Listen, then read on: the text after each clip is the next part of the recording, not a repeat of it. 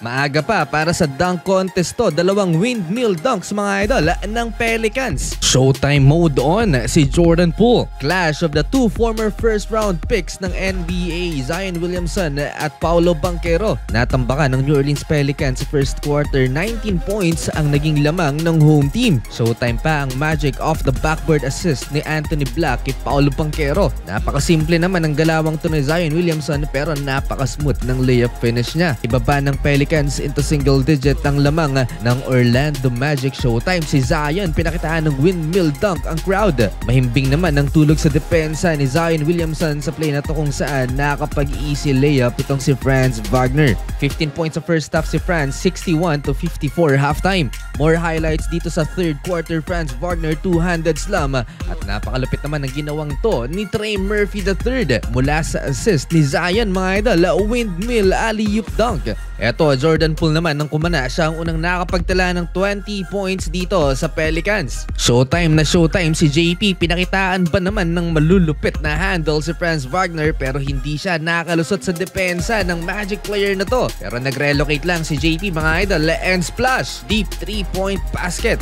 Lead now down to 1, 76-75 after this alley-oop dunk ni Yves Missi.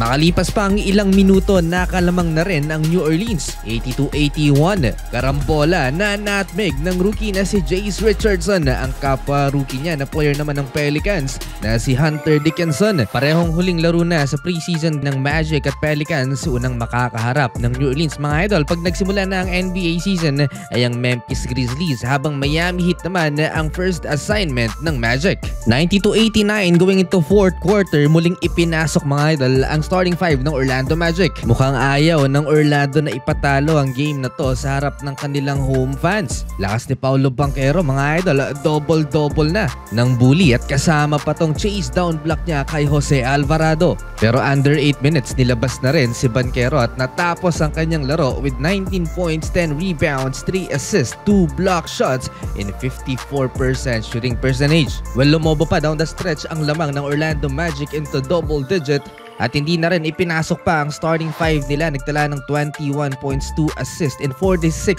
shooting percentage si Jordan Poole sa loob ng 24 minutes sa paglalaro. 18 points naman si Zion Williamson with 5 boards and 6 dimes in 21 minutes na paglalaro. 81% sa field si Zion. Nabigyan ng minuto ang former Warrior Lester Quinones sa crunch time at nakapagtala kagad siya ng 5 points in 2 out of 2 shooting. Natambakan ulit ang Pelicans sa fourth quarter, 24 points si Franz Wagner, 57% sa field. Undefeated sa preseason ng Orlando Magic, 4-0 record.